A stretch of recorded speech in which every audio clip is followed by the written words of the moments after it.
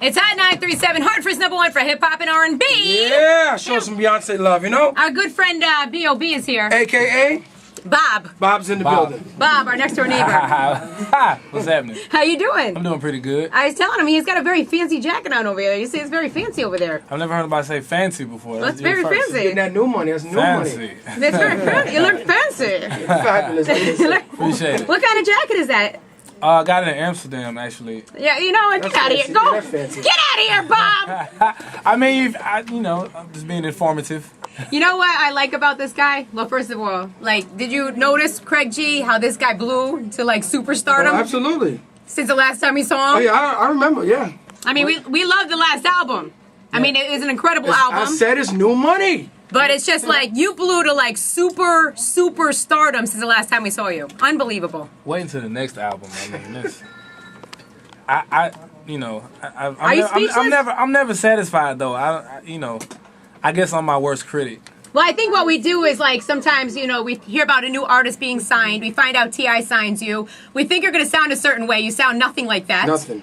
Your album is just incredible because every single song sounded so different on it. Yeah. And I'm expecting that from this next album, too. Oh, man, just wait. Just you wait. And if you haven't heard the new mixtape, you got to check that out. It's out now. Yeah, you can download it off Dat Piff, right? Yep, Dat Piff. You can go to World Star. You can go to my website, BOBATL.com. Follow me on Twitter, @BOBATL. I was wondering about the whole thing with the mix. First of all, I always have a big problem with people who put out mixtapes first. And I don't Why is it? Because I don't understand why people do it. I don't. You have Strange Clouds. Yeah, and that's a really beautiful thing. That's a wonderful thing. But you have this huge hit, Strange Clouds, and you're going to put it on a mixtape? Hey. I mean, isn't that supposed to be your song to catapult your album to... I feel like my fans, like when my last album came out, I had fans that bought like 10 copies of the album. So the least I could do is put out a free mixtape. And that's the reason with why. album material on it. I mean, because the lineup on the mixtape is just. I mean, it looks like an album. Yeah. Mos Def, T.I., Big Crit, Eminem. I mean, come on. You just don't waste Eminem. You got to put him somewhere. I mean, it was something we had, in the archives. What? Archives. Those are first singles. You know how many people are like would die for features like what you're putting on your mixtape? Well, I mean, I kind of want to warm people up to the album. I wanna really. Do you feel people need to be warmed up to your album? Yeah, definitely, because it's growth. It's the next level of where I'm at musically, and I feel like every artist grows. Every artist, you can't help but to grow. But I feel like I've really discovered a deeper meaning in my music and not even just like a message, but just the music in general. Music's supposed to make you feel good, so that's my main intention, is to just make it feel good. I feel so much emotion in your music. What else do you feel? Off the last album. I don't know. I felt happy. That's good. I don't know. I liked the music. I liked the way it constantly changed and moved all the time. That was a joke opportunity, but I'll leave it. Yeah. We have a question right here from the audience because we did have a meet and greet today for B.O.B. What's up, y'all? You won your way in. Yo, this is a beautiful studio audience. Y'all make some noise one time. Make some noise. Packed house. Okay, so what is your name? Adriana. Adriana, where are you from? Connecticut. Okay, that's good. And what is your question for B.O.B.? What artist did you look up to when you were younger? Oh, that's a great question. Good question. Good question. Okay, thank you, sweetie. As an artist, I was influenced a lot by a lot of Outkast, Eminem. DMX. Really? Because I've never heard that comparison between you and Andre 3000. I haven't heard that one. Wow, never heard that. Yeah. And even like looking at music videos on TV, like Heavy D, LL Cool J, Puff Daddy, Biggie, as a kid, that's, I just, absorbed all of that. When you were in the mirror, who did you pretend to be? Michael Jackson. Everybody wanted to be Michael Jackson. Everybody wanted to be Michael Jackson. Yeah. So how's it having T.I. home? Oh, man, it's amazing. Grand hustle all day. Yeah? Couldn't be better. I mean, we working on music. We're working on The Man and the Martian. How much music did you have done before he got there, and then did he have to go in and critique the music? I mean, because I know he, worked with you on the last album. He was in the studio and that type of thing. Yeah. So, did he go back and listen to what you did? Was he amazed? Like, what happened? Well, Tip, he always and he always stresses this to me. He always says, Bob, just do what you want to do, man. Like, you have the freedom, and when we're working in the studio, we always have creative criticism, when you work with somebody, but for the most part, he's down with it. He's like, hey man, whatever you want to do, I'm down. So, when he got out, he he recorded like 13 songs in a day. Yeah, I heard he was like, he went right to the studio. In like a week, he had as many songs as I had in a year. Wow. Wow. And he's reaching out to some interesting artists, T.I., because we spoke to Prodigy last week. He happened to call us up out the blue, and we spoke to Prodigy, and he said that T.I. had called him and wants to do a song with Mobb Deep. Hey, that's dope. That is incredible. We actually, on the mixtape, there's actually a song on there with me, Tip, and Mos Def. It's pretty dope. Yeah, I saw the track listing, and this is quite a lineup right here. So we got a lot of stuff up our sleeves, man. We're working on a lot of music, just between, my project, his project, and The Man and the Martian. It's a lot of things under construction. There it is, Strange Clouds right there. B.O.B, a.k.a. Bob's in the building. Yes. Swag. What's up? I want to know who did the production on that, because the beat is just bananas. Dr. Luke did the production on that track that you just heard. So when you heard the beat, were you like, okay, I have the perfect song for this beat? Or were you like, oh, I got to spit on this beat? Like, how does it work? Yeah, it was like that. It was like, and Dr. Luke, he did Magic, and he did. We were just talking about that record. I love that record. It feels like a surfer dude type record. It's like, it came out of nowhere on the album. I was like, dang, I love this song. I like how you describe stuff. Well, yeah, but it sounds like that. No, it does. Right. It's a hot record. It made me happy. No, when I heard it, I really did, like you said, like I really was like, man, I just gotta go in on it. I wasn't even thinking like, okay, this is gonna be the title track. Like my album was gonna be a completely different name. But when I made the song and did the hook, I was like, man, it kind of just had to come to me. I was like, man, this is my album name. And then we brought the record to Wayne, and he did his thing on it and actually turned it around pretty quickly. So, I just feel like it was the first foot forward, the first thing I should release. And the album's like, even though it's coming in March, I just wanted to, go ahead and, get the wheels moving. Mm. Yeah. And of course, you can find that Strange Clouds also on the mixtape, which is out right now. Yes. You can download it off DatPiff, DATPIFF. So, Lil Wayne, I mean, were you like, I have to get Wayne for this record? I mean, or were you just like, I need to put Wayne, on something? Like, what exactly was it? I thought about a couple of people, but I kind of felt like I wanted to get Wayne on it. There's obviously, artists like Devin the Dude, Wiz Khalifa, Snoop Dogg, artists who really appreciate plant life, you know what I mean? And Look at Bob Marley.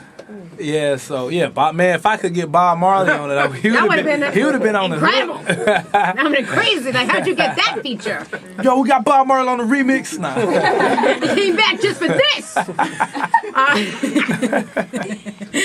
So what happens? Like, were you excited like right away when you heard Wayne's verse? You're like, yes, that's what I wanted. Yeah, definitely. Because I wonder, Wayne's so big in the game. I mean, not that you're not a superstar, because you are, but Wayne's so big in the game now and does so many features. I wonder if anybody ever says, "No, I don't like it." No, send it back. Return. It was still exciting for me, even hearing Wayne on several songs and several features, to be able to get a feature that that's on my song and it really happened in an organic way. It wasn't like, all right, well, we need to get Wayne on this song. It was really like we really brought it to him and we really wanted him to do it, and it came out great. And we actually, the video's coming very soon. I know people have been asking me about that. It's coming very soon. Yeah, what's going to be the video? Like, what's going to be in the video? Very soon. It's going to be like, how high? Number 3. It's actually more, it's more cinematic.